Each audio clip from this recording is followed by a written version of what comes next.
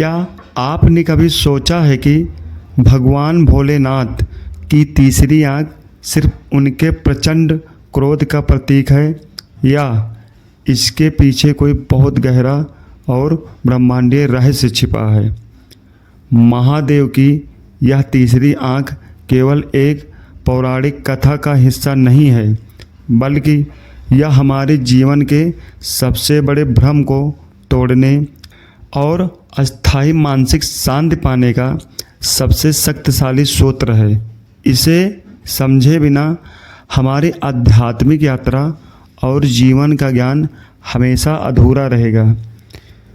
शिव पुराण और हमारी पौराणिक कथाओं के अनुसार जब कामदेव ने भगवान शिव की गहरी तपस्या को भंग करने की कोशिश की थी, तब महादेव ने अपनी तीसरी आंख खोलकर उन्हें तुरंत भस्म कर दिया था। लेकिन इसका असली अर्थ बहुत गहरा है। हमारी ये दो आंखें केवल इस भौतिक दुनिया को देखती हैं, जो सुख दुख, अच्छे बुरे और मोह माया में बटी हुई है। लेकिन महादेव की तीसरी आंख, जिसे आज्ञा चक्र भी कहा जाता है, वह ज्ञान, सत्य और जागृत विवेक की आंख है। सबसे बड़ा और गुप्त रहस्य यह है कि तीसरी आंख केवल कैलाश पर बैठे भगवान शिव के पास नहीं है, बल्कि यह हर इंसान के भीतर सोई हुई अवस्था में मौजूद है। विज्ञान भी माथे के बीचों बीच स्थित पीनियल ग्रंथ को इससे जोड़ कर देखता है। शिव जी द्वारा कामदेव को भस्म करने का असली वैज्ञानिक और आध्यात्मिक रहस्य यह है कि जब इंसान के अंदर ज्ञान की आंख खुलती है, तो उसके भीतर की अनियंत्रित इच्छाएं, मोह और वासनाएं अज्ञान के साथ ही अपने आप भस्म हो जाती है।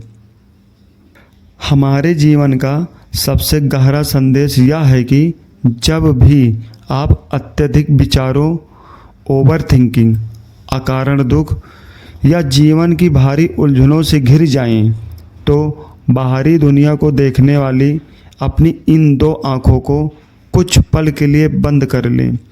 अपनी तीसरी आँख यानी अपने भीतर के शांत विवेक से उस परिस्थिति को देखें। जब आप ज्ञान की दृष्टि से अपनी समस्याओं को देखते हैं, तो जीवन की आधी से ज़्यादा पीड़ा अपने आप खत्म हो जाती है और इंसान हर परिस्थिति में खुश रहना सीख जाता है। याद रखें, बाहरी दो आंखें आपको सिर्फ दुनियादारी की उलझनें और मोह दिखाती हैं, जबकि तीसरी आंख आपको जीवन की असली सच्चाई और परम शांति की राह दिखाती है। अपने भीतर के शिव को जगाएं और दुखों का कारण बनने वाले अनावश्यक विचारों को ज्ञान की अग्नि में भस्म करें। अगर आपको भगवान भोलेनाथ का यह गुप्त रहस्य गहराई से समझ में आया हो और इससे मन को शांति मिली हो, तो कमेंट्स में हर हर महादेव जरूर लिखें।